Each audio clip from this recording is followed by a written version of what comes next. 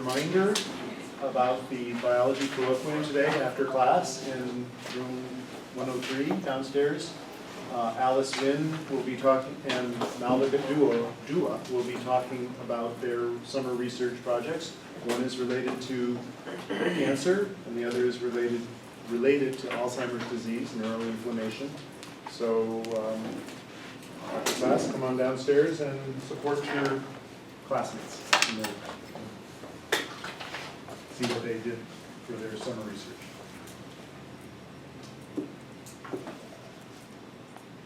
Another announcement is to remember that there is a quiz due on Sunday. It's not available now, but it will be available by the end of the day today.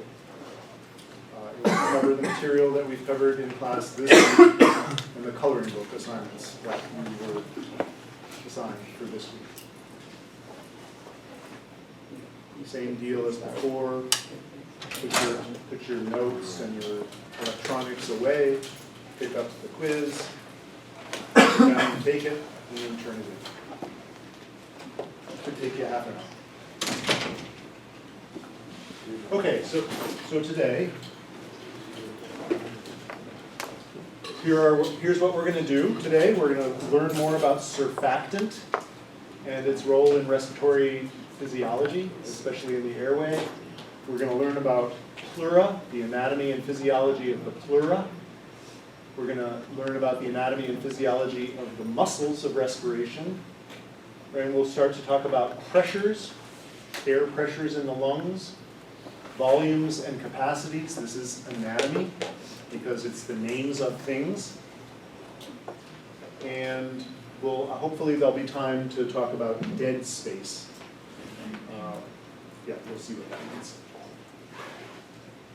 So let's do a bunch of clickers just to wake up this morning.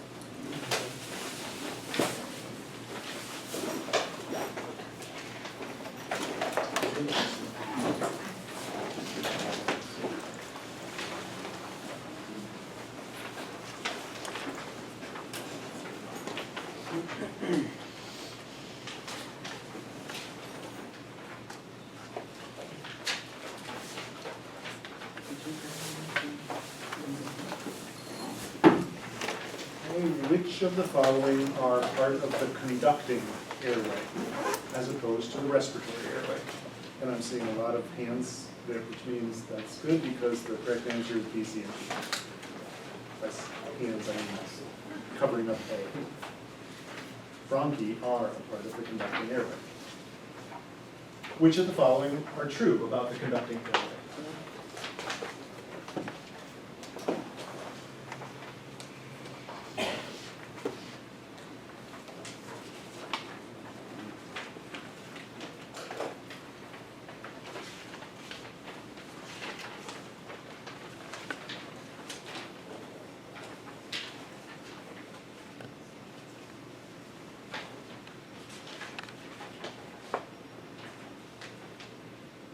Generally good. I tricked some of you. It's C and D. The volume of the conducting airway is small relative to the respiratory airway because of those thousands of microscopic alveoli have a large volume. And the surface area, same story.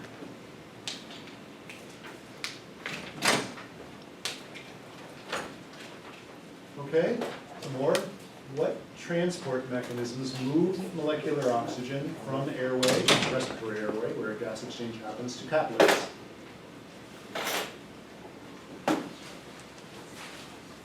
Your friends in cell physiology are thinking about this too.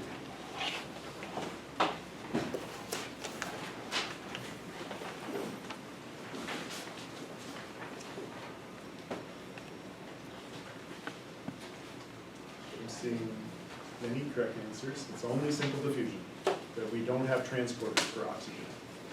It just diffuses through the membranes and the fluids. Okay, another, which is true about the respiratory airway?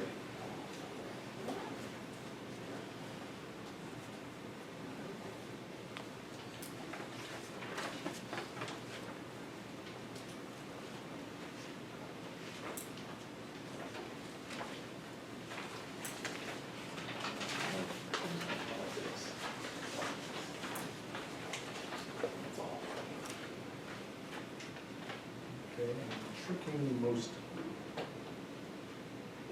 It is the site of gas exchange. It is not lined. That description defines conducting, not respiratory airway. Some of its cells produce surfactant. That's where we're going today. Those are the type 2 alveolar cells. And its surface area is not. That is a definition of parts, the lower, more flexible parts of the conducting airway, not respiratory airway.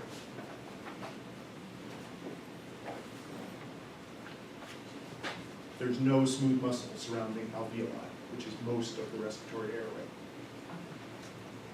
There is some smooth muscle, so maybe some of the cartoons were deceptive about some smooth muscle lining some parts of the airway that looked like they had little pouches of gas exchange things, and that's probably not right. But okay, so what we're talking about here, you can see here that this smooth muscle is wrapping conducting airway. This is a conducting terminal bronchiole. Here is some respiratory airway. So here is the gray zone. There is some smooth muscle here, and there is some respiratory alveoli, clumps here. So this is the area where my clicker might have been glossing over some small things, but there's no smooth muscle here. And this is where most of the gas exchange happens.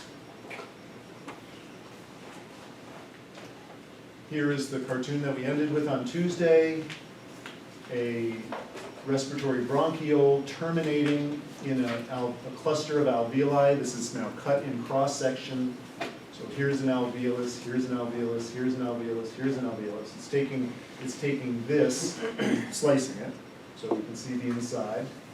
And we can see that the inside of the alveolus is lined with type 1 and type 2 cells. Type 1 cells are specialized for making this very thin barrier between air or gas in the alveolus and blood in the capillaries. So this is specialized for thinness, which is what allows diffusion to be the mechanism for gas exchange. If this wasn't thin, we'd have a problem with gas exchange. Gills in fish have the same solution. The connection between blood and water going through the gills is very close.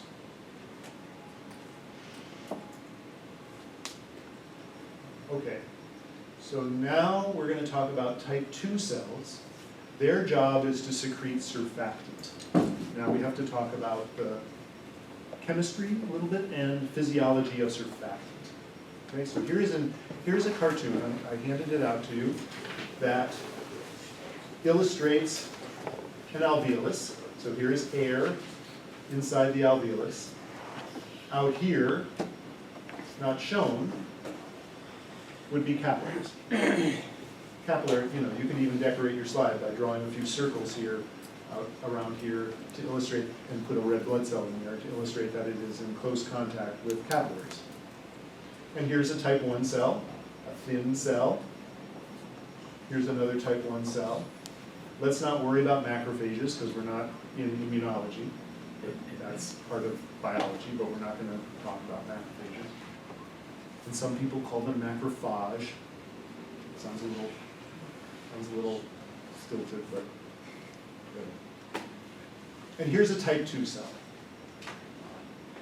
This yellow region here is fluid. It's water, extracellular fluid between the cell and the air. Cells don't love to be in contact with air, so they're in contact with fluid.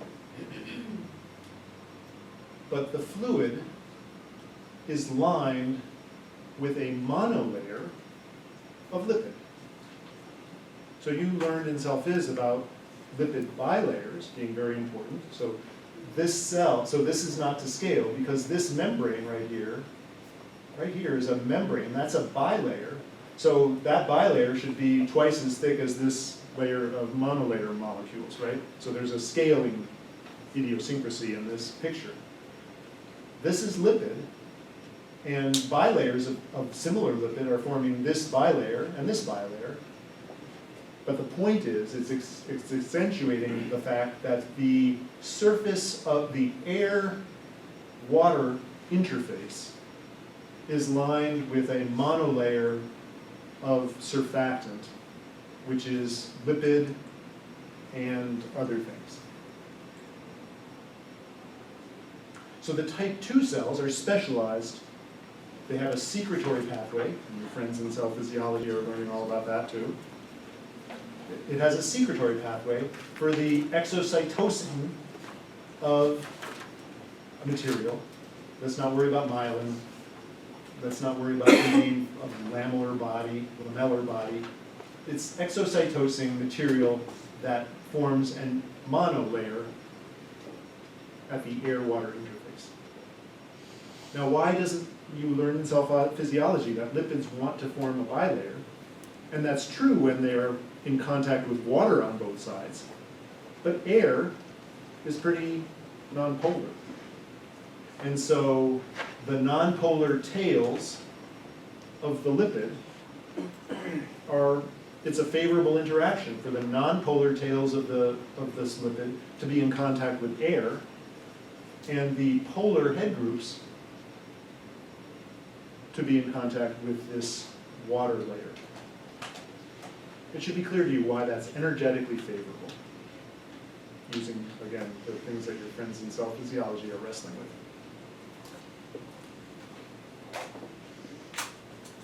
Okay, so that's the way surfactant looks in a microscopic structure, this alveolus.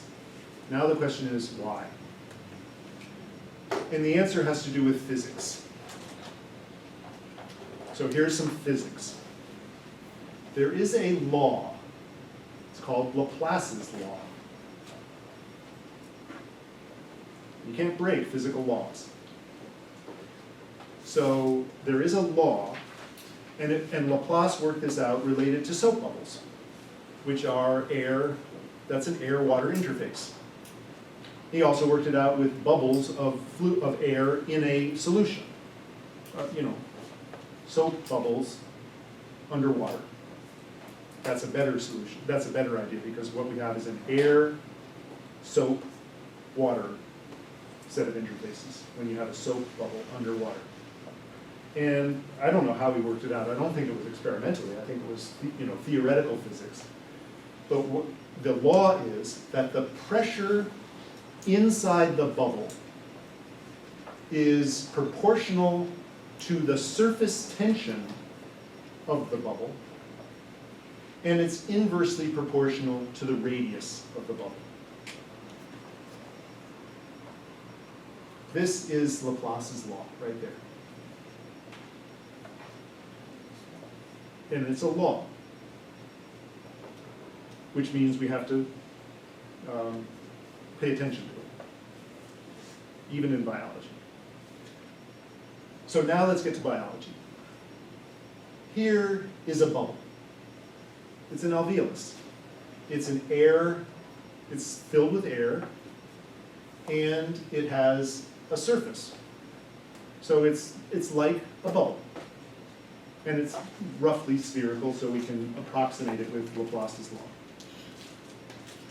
This bubble has a certain amount of pressure in it, and it has a certain amount of surface tension in it. That's what happens when you have air inside a fluid. It's got surface tension. You know what surface tension is. You've seen it with water beating up on a hydrophobic surface, and you can even float little bits of metal on a surface of water, and it's not floating. It's suspended on the surface tension of the water. How many of you have ever done that experiment? I think in grade school, maybe, or middle school.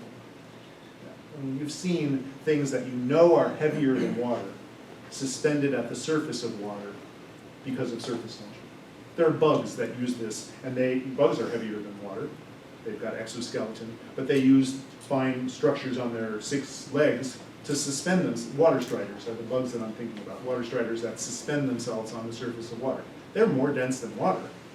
They'll sink if you put it underwater, but they can stand on water because of surface tension. So water has surface tension. It actually has a lot of surface tension. And what we have is an air-water interface. We're thinking about the system without surfactant now. So in the absence of surfactant, we've got a bubble, and it's got pressure, and it's got surface tension, and it obeys Laplace's law. We've got another bubble that happens to be anatomically smaller than this bubble. And it has a pressure, and it has surface tension, and they both have a radius, of course, because they're approximately spherical. Well, look what happens here.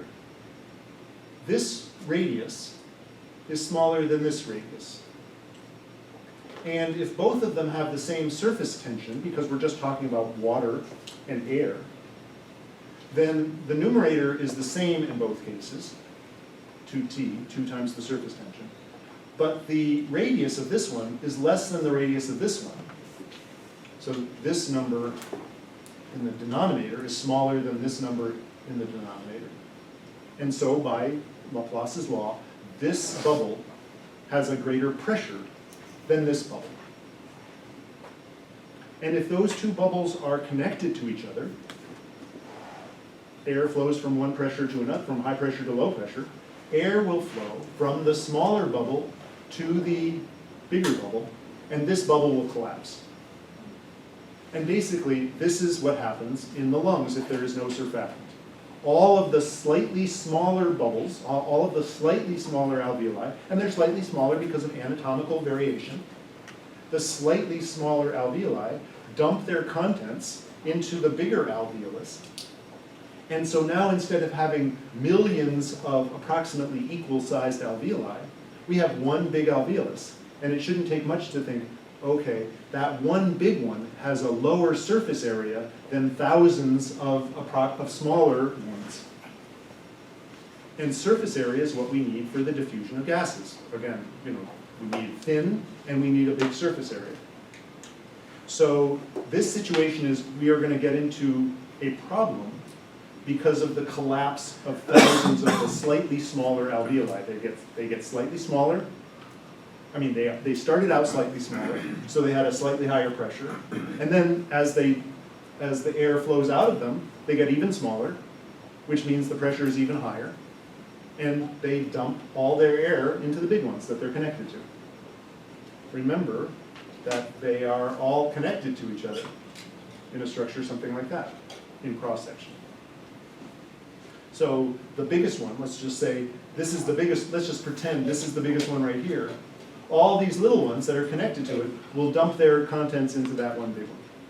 And that one big one has a much smaller surface area than the scores of smaller ones to which it was connected. So in the absence of surfactant, we have alveolar collapse. And this is what happens to premature babies. This is why premature babies die. Because, I mean, pretty much everything about them is developed to the extent that it is compatible with life. They're not in great shape when they're premature. Their hearts are small, skin is not perfectly formed, brains are not perfect. I think lots of things are still developing, of course. But the thing that kills premature babies is that their lungs have not yet developed the ability to produce surfactant, and they can't breathe air because their alveoli collapse. So now let's talk about, so the key to the reason why premature babies die is that their type 2 alveolar cells have not yet developed. Let's see the situation with surfactant. So now we have to remember that each of those alveoli is lined with, not just with fluid, not just with water, but with a monolayer of phospholipid, or surfactant as well. And one of the features of surfactant is that it breaks surface tension. So if you take a water strider and you put it in a puddle of water and it's standing on the water, and then you put a little bit of dish soap in it, it'll sink because you have broken surface tension of the water. So, and the surface tension of the bubbles are proportional to the concentration of surfactant. So as this bubble gets smaller, if this bubble were to get smaller, it's not a bubble, it's an alveolus. If this alveolus were to get smaller, it would concentrate, it would push all these lipid molecules closer together. And the surface tension of this structure would go down because the surface concentration of surfactant would go up as the bubble shrunk. So now we have a small bubble and a large bubble. We still have Laplace's law. Haven't broken the law yet. We're not going to break the law. But if this bubble were to get a little smaller, the surface tension would go down. At the same time, the radius is going down. And now the pressure is not going up. The pressure in a small alveolus is not higher than the pressure in a large alveolus because we have an effect on surface tension as well as an effect on the radius. And so the pressure differential is removed between a large and a small alveolus.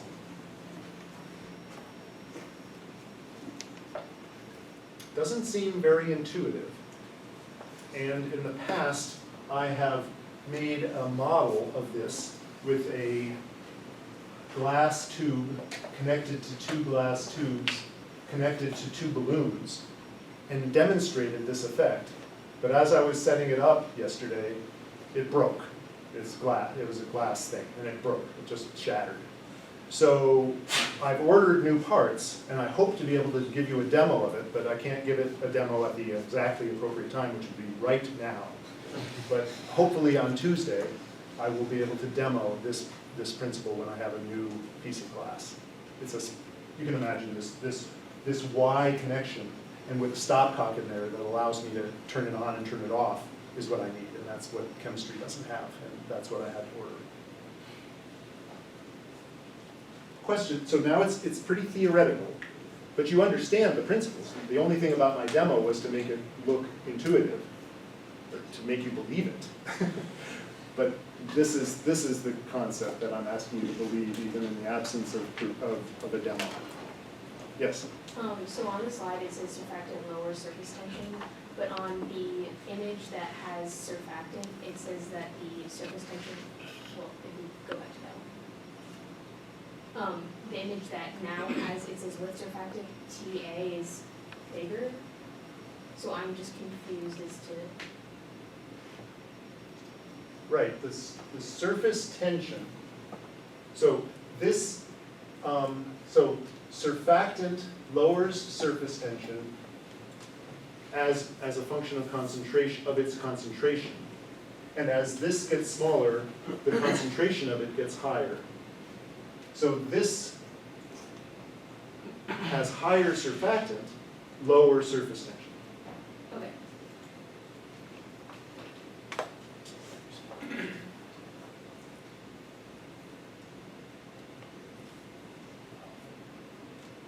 The bottom line, what it comes down to, is surfactant is required to prevent collapse of small alveoli into the big alveoli.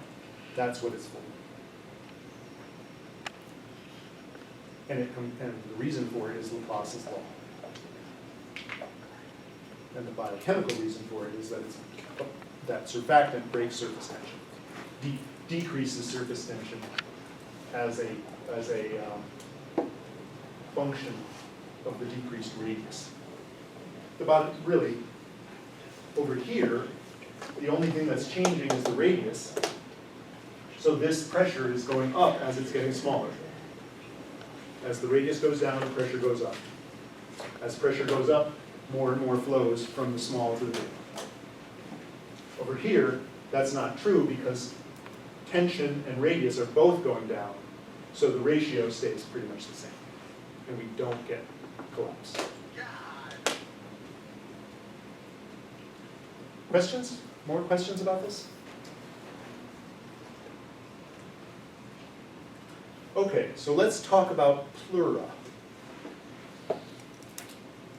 Pleura are the membranes that are between the lung and the chest wall. So you know that you've seen on the cadaver, the lungs are sitting there right under the rib cage, the chest wall. But there's a membrane in between. In fact, our cadaver is one of the best that I've ever had here at our own because we can actually see one of the pleural surfaces. So this is a horizontal section, and this is a vertical section, well, just a vertical image of the lungs, the right lung and the left lung. Remember, there's the heart here. Yeah, there's the heart here. Here's where the heart would be. This is anterior, posterior. I know that because there's the spinal cord, the spine. Here are ribs and muscles. And what I want you to know are these words. This is anatomy of the pleura. There is the visceral pleura. So we have two membranes in contact with each other. And the visceral pleura are in contact with the lungs. So that's the purple line in this illustration. The visceral pleura is in contact with the lung surface. And the parietal pleura is next to it, slapped right on top of it, but it's outside of it. It's in contact with the chest wall, the inside of the rib cage. So visceral and parietal pleura. Visceral on the inside, parietal on the outside. Inside being in contact with the lungs, outside being in contact with the chest wall. There is a fluid in between them, a very thin layer of fluid between the two pleura. And I'll show you that in a moment. I do have my demo for that. And then there's some other surfaces. So this is the diaphragmatic surface, the surface of the lungs and pleura in contact with the diaphragm. This is the costal surface. This is the costal surface. The lungs and the pleura in contact with the ribs, the rib cage. Costal is referring to ribs. These muscles are called intercostal muscles because they're between the ribs. And there is a mediastinal surface on the inside that is in contact, that is the lungs and their pleura in contact with the mediastinum. And you remember from cardiac anatomy that the mediastinum is that membrane that surrounds the heart and major vessels. So we have three surfaces: diaphragmatic, costal, and mediastinal. Between the two pleura, between the visceral and parietal pleura, is a virtual space filled with a fluid. Some of the space is, some of the space in some images you can see, you can imagine that there's actual fluid here, but there is microscopic layers of fluid between the two pleura, two layers of pleura, the visceral and the parietal pleura, even when they seem to be, touching each other.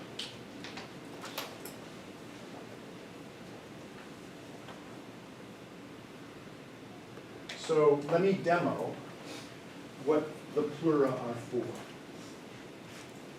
So visceral pleura, parietal pleura, lungs, rib cage. The rib cage is what pulls air into and pushes air out of the lungs, right? So you breathe by moving your rib cage. Right? That's how you breathe, whether you're aware of it or not. Your lungs are your chest is expanding, and that's pulling air into the lungs, and your chest is contracting, and that's pushing air out of your lungs. The pleura are making the connection between the chest and the lungs. The pleura and a little bit of intrapleural fluid, which is just water in this case. And there's surface tension. You can see the effect of surface tension. I don't have any detergent in there, but I could have had some. Because there probably is a little bit of surfactant as well. Can you just hold this for me so I don't have to try to screw it? Hold on, let me try this again.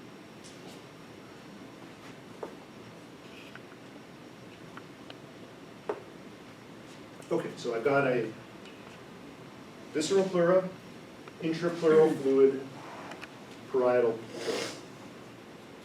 it's very slippery. They can slide around, there's lots of lubrication, so the lungs can slide side by side relative to the rib cage. But I cannot pull this apart, not without slide. If I try to pull these two apart, if I try hard enough, I will break the glue that connects the knob to the plastic before the plastics separate from each other. These two, it's lubricated, I can slide them around pretty easily, but I can't pull them apart. And who wants to prove it? Don't pull as hard as you can, because you'll break it. But show that on my. Yeah, it's all that pretty good. Yeah. So what this means, so the pleura and the intrapleural fluid provide a connection between the rib cage and the lungs that has some flexibility laterally, but is a good strong connection laterally. I mean, well, the other direction. Okay? That's the role of the pleura and the pleural fluid. I have flexibility this way, but no ability to go this because they're stuck to each other through the intrapleural fluid. So now we have to understand the muscles that control the chest, because it's the control of the chest that controls the lungs, which controls respiration. So now and we have to break this up into resting respiration, what you're doing now that you're aware of it now, but a few moments ago you weren't aware of respiration. You were just breathing. Resting. We're not exercising. We're not under stress. We're just at rest, breathing. The most important muscles for respiration at rest are the diaphragm and the external intercostal muscles. So just resting inspiration, and the diaphragm is a little confusing. The diaphragm is a dome-shaped muscle, like this. We've seen it in the cadaver. It's illustrated here as this dome. And when it contracts, it gets flatter. So you can see if this dome contracts, it's going to increase the volume of the space inside the rib cage, which is where the lungs are. So when the diaphragm contracts, my lungs get bigger and air goes in. That's inspiration. Let's all do it.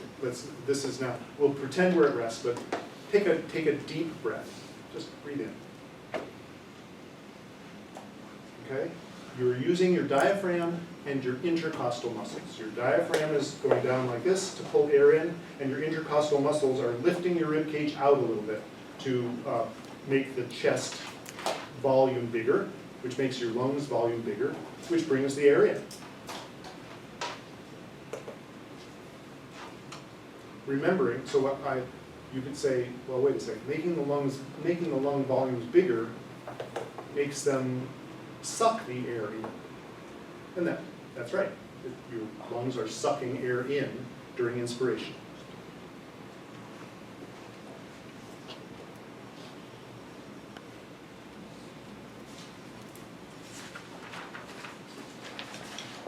So, muscles of resting inspiration are the diaphragm and the external intercostals. Yes? The external intercostal contract.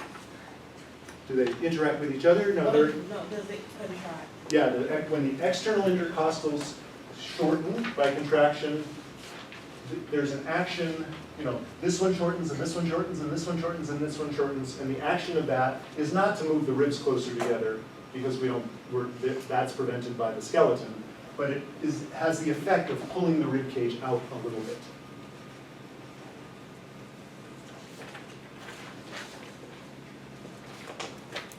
When you're running, when you're exercising, you engage additional muscles.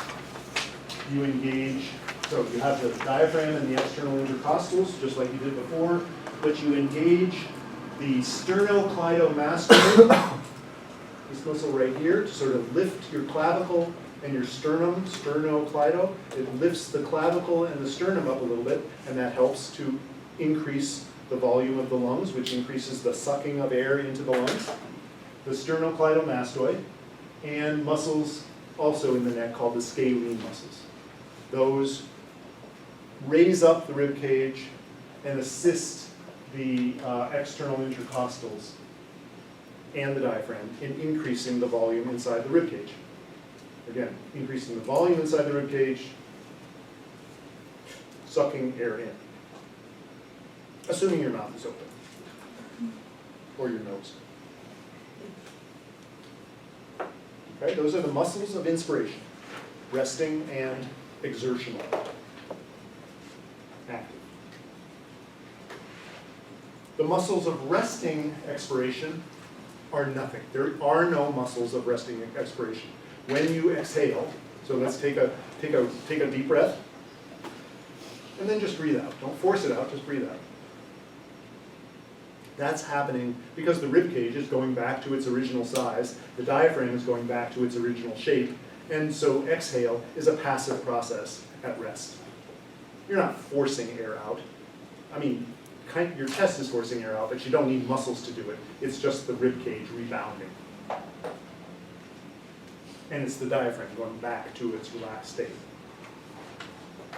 If you're exercising, you engage additional muscles to push air out.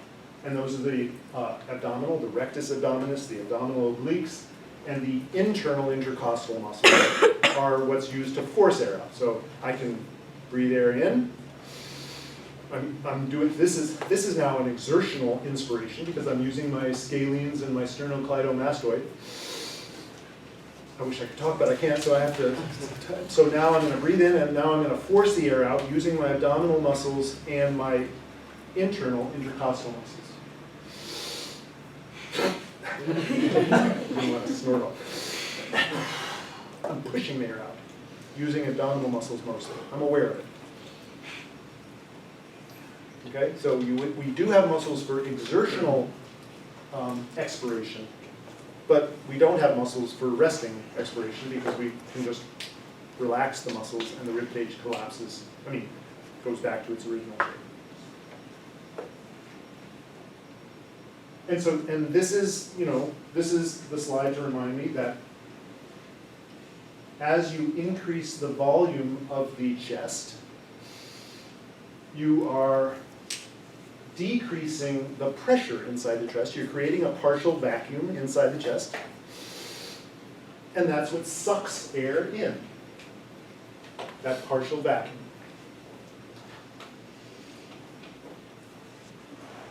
P1V1 equals P2V2, chemistry. We're increasing the volume, so we're decreasing the pressure, increasing the volume, decreasing the pressure inside, sucking air in. So this is the pressure in the alveoli, this is the pressure out here in the room, in the atmosphere. By increasing the volume, we decrease the pressure inside, P1V1, increasing, well, I don't want to do chemistry. So just sucking the air in. It's intuitive, really. I'm not trying to make it more complicated than it needs to be. When you exhale, your chest rebounds to its original size. Bless you. The chest rebounds to the original size. That's decreasing the volume. And now the pressure in the alveoli is greater than the atmospheric pressure, and you exhale. You push without being aware of it, air out. I'm not going to hold, this is just Ohm's law for the flow of air. We saw this for the flow of blood. Now it's flow of air. The higher the resistance to the flow, the lower the flow. The higher the pressure differential, the higher the flow. In asthma, there is a constriction of the airways. Constriction means higher pressure, higher resistance to airflow, lower flow. That's why asthma has an attack. Asthmatics are not able to get the air in and out of their lungs.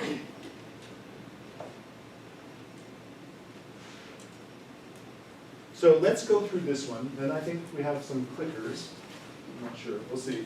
Let's go through this one and then I think we'll take a break.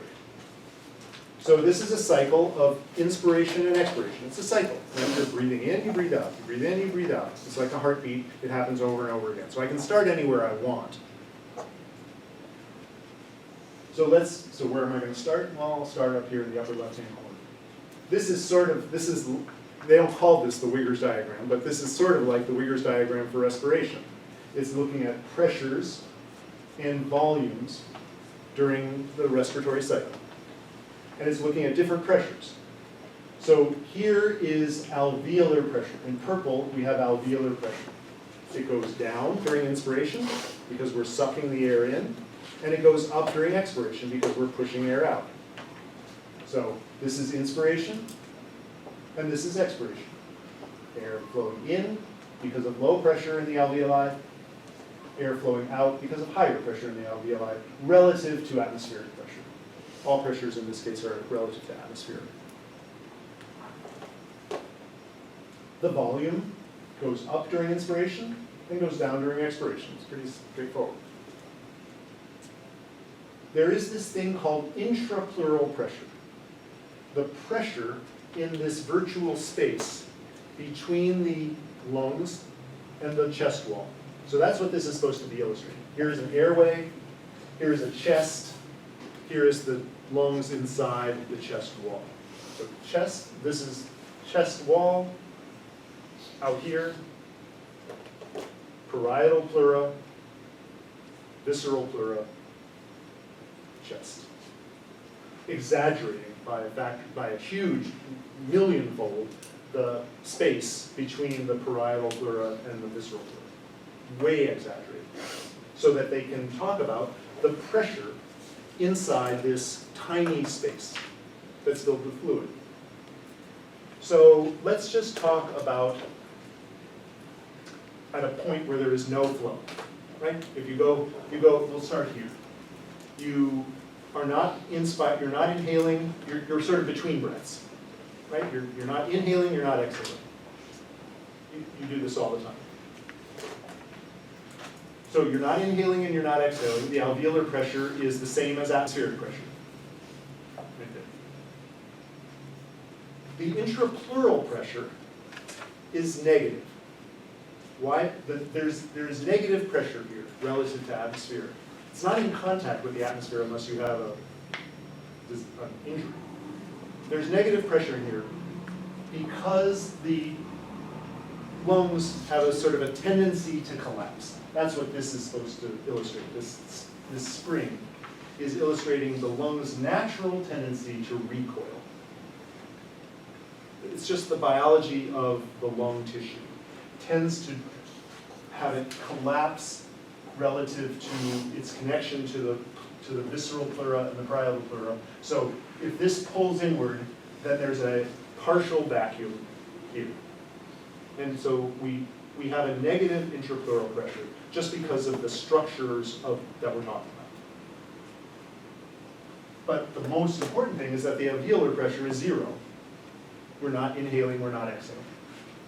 So now let's go, okay, your slide walks you around this way, so we'll walk it around this way. Let's go, we'll inhale. Lungs are, the chest wall is going out. The intrapleural pressure is going more negative. And the alveolar pressure is going from 0 to a negative value, and that's what draws air in. Now we'll go to the end of expiration. So the end of an expiration, right there at the top.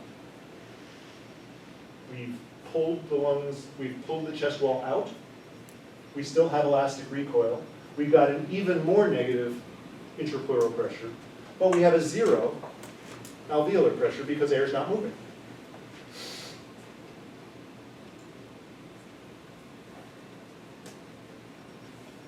Now we'll go into expiration. We're moving the chest wall in. The chest wall is collapsing. The alveolar pressure is positive because air is moving out. Or not because, it is pushing air out. And the intrapleural pressure is negative. Not as negative as it was here, but not fully recovered to where it is here. So that's why intrapleural pressure, if we go back to this green line here, it starts negative, it goes more negative, and then gets less negative. It's most negative at the peak of inspiration.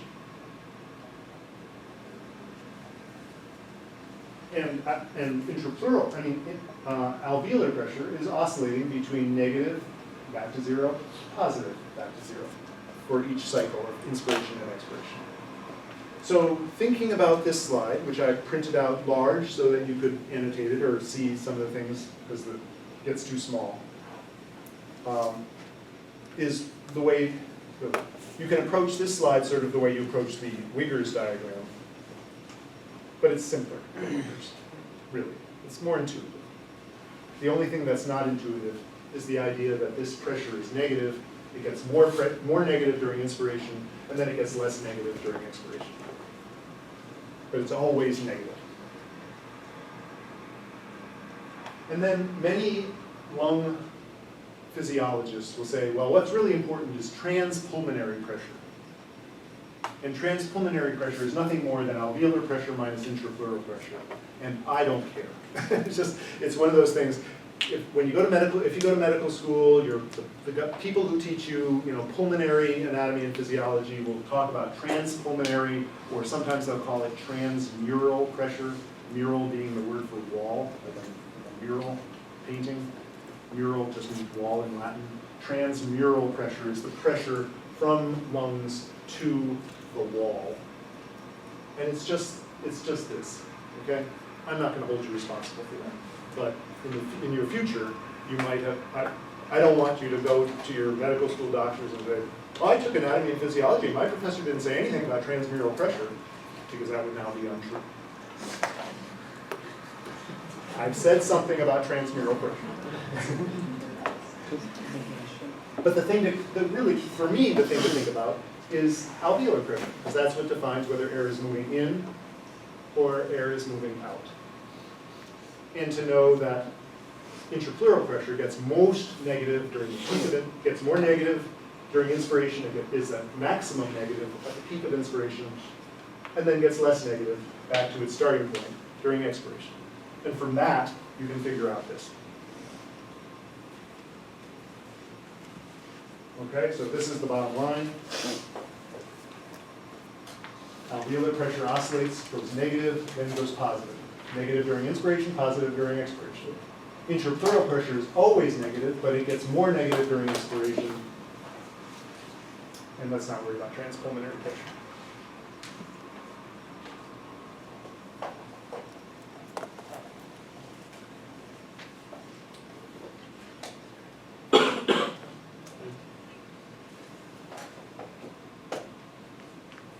All right, let's take a break.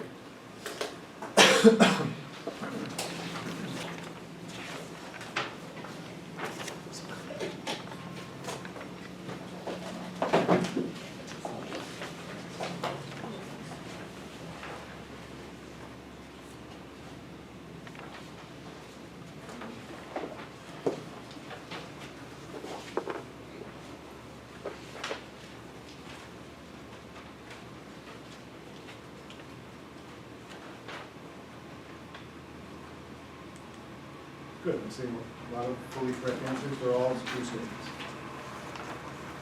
The elastic recoil is shown here. There's always elastic recoil, sometimes greater, sometimes less, but it would favor collapse of the lung.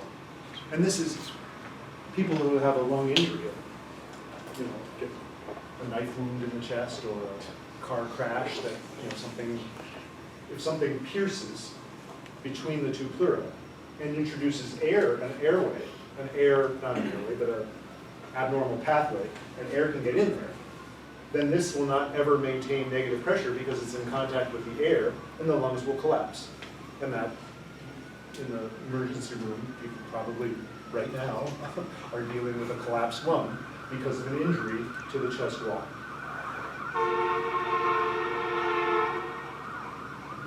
Maybe that's what's going on.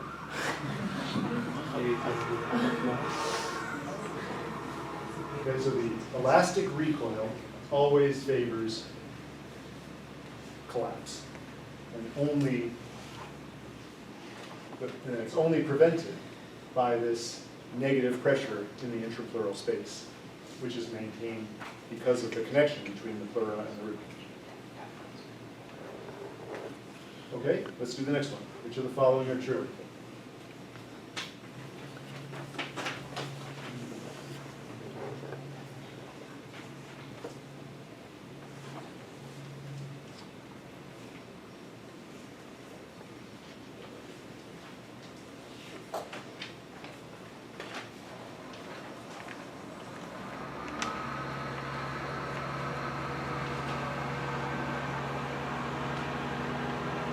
Okay, I think I'm seeing a lot of correct answers. They're all correct.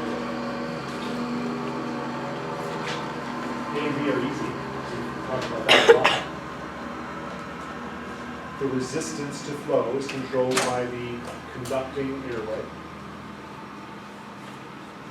Smooth muscle constriction of the conducting airway controls the rate of airflow. And negative intrapleural pressure helps hold the airways open. Oh, what am I thinking about here? Well, if this is so you intrinsically start to think about this being the trachea, which has rigidity that holds it open. But let's think about this as being one of those tiny little bronchioles going into an alveolus. And this is very flexible. It's flimsy. It's not rigid like the trachea.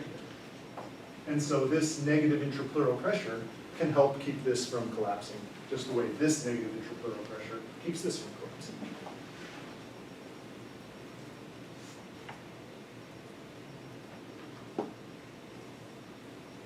Okay. All right. So now we're going to talk about some more anatomy. But we're talking about volumes and capacity. So these are names of certain things, but not structures in the lungs. These are names of volumes and capacities in the lung itself. And because it's names, I consider it anatomy. And because it's anatomy, it's fair game for the quiz. That's all. So, what are we looking at here? We're looking at lung volume as a function of time during inspiration and expiration. Inspiration, expiration, inspiration, expiration. Just normal resting breathing. Inspiration, and now a forced, maximum forced expiration. So breathing in, out, in, out. And now, pushing as hard as I can to get to push all the air out. So that's the max, that's as much as I can go. But there's still some air left in there.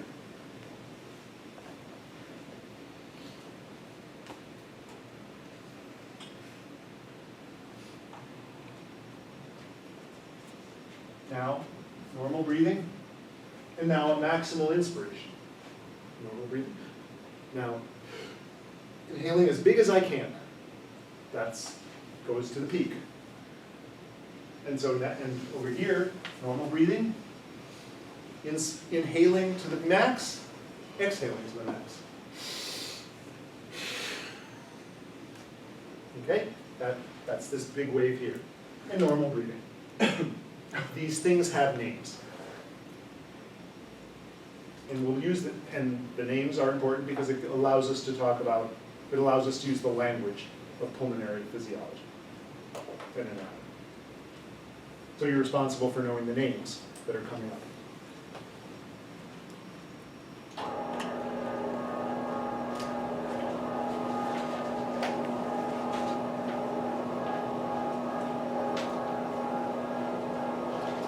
So I'm going to give you a couple, and we'll see if we can use logic to figure out the rest.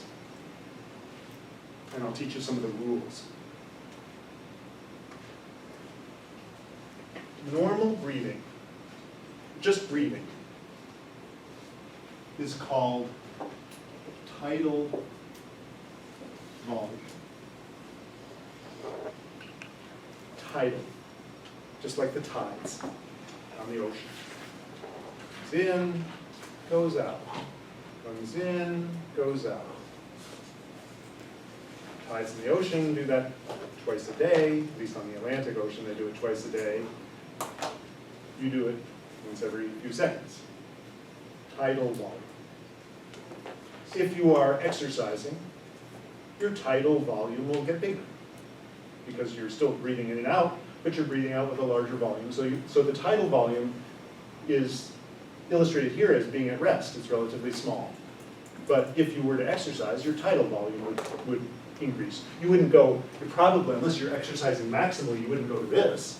Although if you're exercising at full tilt, your tidal volume might become whatever we're going to call this thing. But the point is your tidal volume can change depending on the demands of your body. Okay, that's the tidal volume. This one here, from the maximum that you can inhale to all the way, not even past what you can exhale, past what you can exhale, and then what's left over, is called the total lung capacity.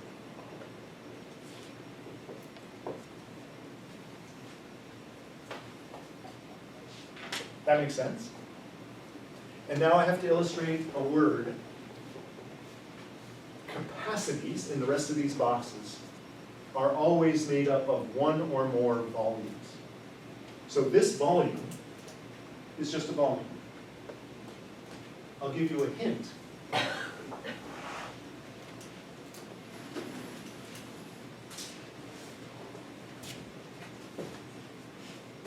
This is a volume because it's just a volume. But this, where is it? This one over here is a capacity because it's made up of the tidal volume plus this volume. So this one is a capacity and that one is a volume. So now, what is happening when we do this? What are we doing? What does this person do? Inhaling, inspiring. This is called the inspiratory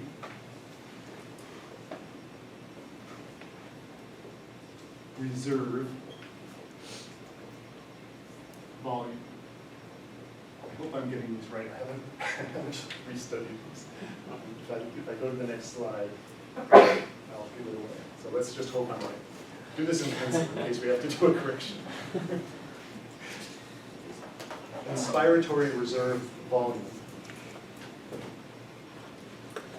This is a capacity. What is this? Is this capacity referring to inspiration or expiration? Inspiration. So do we call this the inspiratory capacity? This is the inspiratory capacity.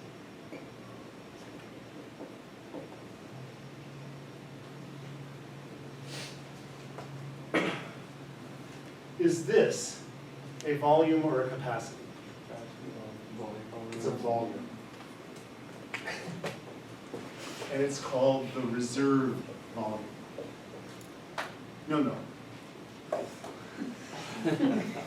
It's not reserved. We can't use it. It's completely not reserved. It's residual. Residual volume. It's not a reserve. You can see why this is a reserve. We can use it. It's in reserve that we can use if we need to get a bigger inspiration. This is residual. It's just what's left over.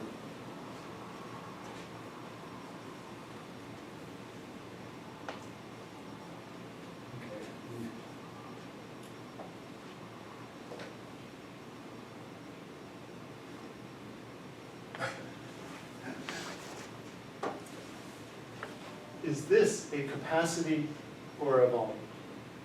Capacity. It's a capacity. Why? Multiple It volumes. includes this volume, and this volume, and this volume. It's called the vital capacity.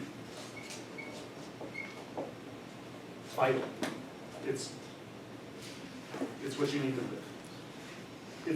But it's the maximum. From the maximum inspiration to the maximum expiration. It's all you've got in terms of living with your lungs. It's the vital capacity. Okay, so now these two. I always get them confused. So I understand your challenge, and I'm doing it in front of you. Is this a volume or a capacity? That's a volume. And is this a volume or a capacity? That's a capacity. Okay, so we're halfway there.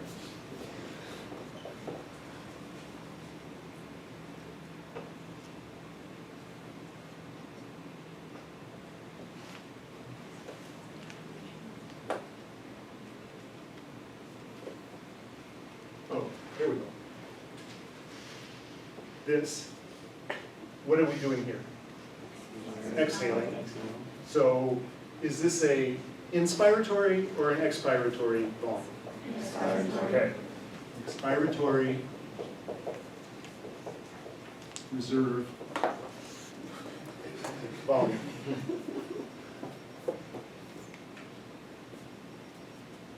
Okay. And if the world were logical, you would be able to say, okay, if this is the expiratory reserve volume, and that's the inspiratory reserve volume, and this is the inspiratory capacity, then what would this be? Okay, but don't, it's not. It's called the functional,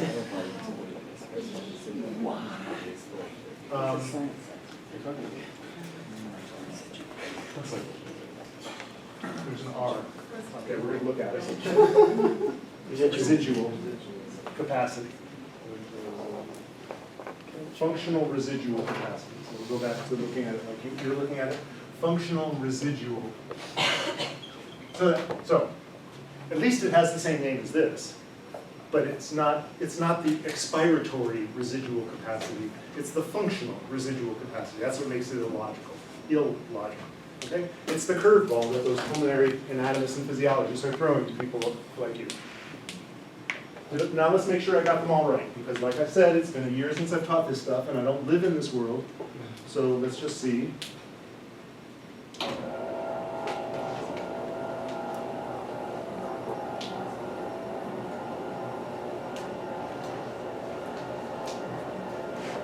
Did I get them right? Check me. Of course. Okay. So with one glitch that I lost the R word there, residual, I got it right, like 90% on this particular exercise. Your job is to put this in your brain, at least as well as I put it in mine, and show me your knowledge on the quiz. These are anatomical names. Yeah. Do you want us to know the actual numbers? Numbers, okay. I mean like the volumes of these things? Yeah. No. So, here are some example numbers for these volumes. In the future, not for the quiz, I will ask you to know that a typical tidal volume at rest is about 1/2 liter.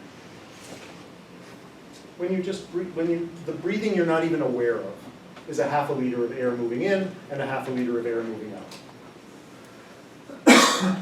I will ask you to know in the future, but not for the quiz, that the vital capacity of a human is on the order of 5 liters. Bigger people have bigger vital capacities.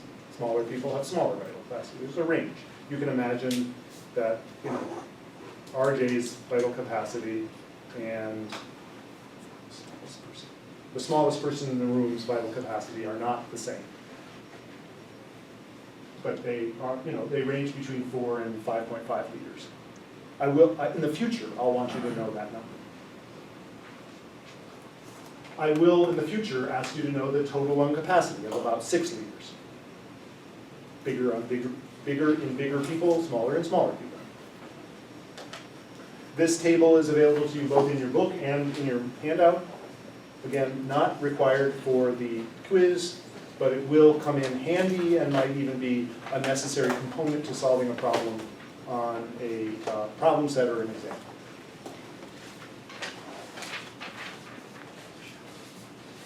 Okay?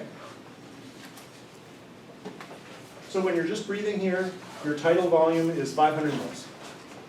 If you run up and down the stairs, getting your heart rate up, as you run and breathe deeper, your tidal volume is bigger. You're using part of your inspiratory reserve and your expiratory reserve volumes. And so when you exercise, your tidal volume gets bigger. Lots of students, both in this room and in medical schools, get confused by the idea, okay, tidal volume is a fix. Tidal volume is just what you're using to be breathing under those conditions. Clear? When you're exercising, you use part of your reserve volumes to increase your tidal volume. At rest, your tidal volume is some value close to 500 mils. You're going to, on a problem set in the future, you're going to be using that information. Questions? We got some time. I think this is the last slide. Oh, no, I've got some time. I want to do dead space. So,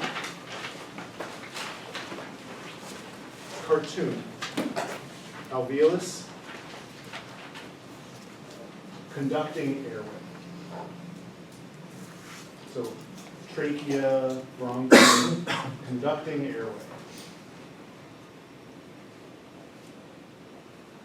So when you breathe in, so here's a tidal volume of 500 mils. You're bringing in 500 mils of air, but there's still some gas there left over from the previous breath. So there is 150 mils, and I'm not going to ask you to understand the numbers, memorize the numbers. I want you to understand the concept of this dead space. Remember, this air is in contact with conducting airway, so it's not exchanging gas. Some of that air never exchanges gas because it goes from conducting airway to conducting airway. Some of this air gets in contact with the alveoli, and that now is the productive gas exchanging air. The point is that you have some dead space. Some of the 500 mils that you breathe in is going in and out of conducting airway and is never getting into an alveoli because there's not very much mixing. Air is flowing in a laminar way, air is flowing out in a laminar way. There's some mixing, but not a lot. And so the 500 mils that you bring in only gives you about 350 mils of volume of air that is in contact with blood, gas exchange air. The rest of it is dead space. Volume that you breathed in, but it didn't do you any good for gas exchange. This will not be on the quiz, but it will be part of a problem set and it will be on the exam.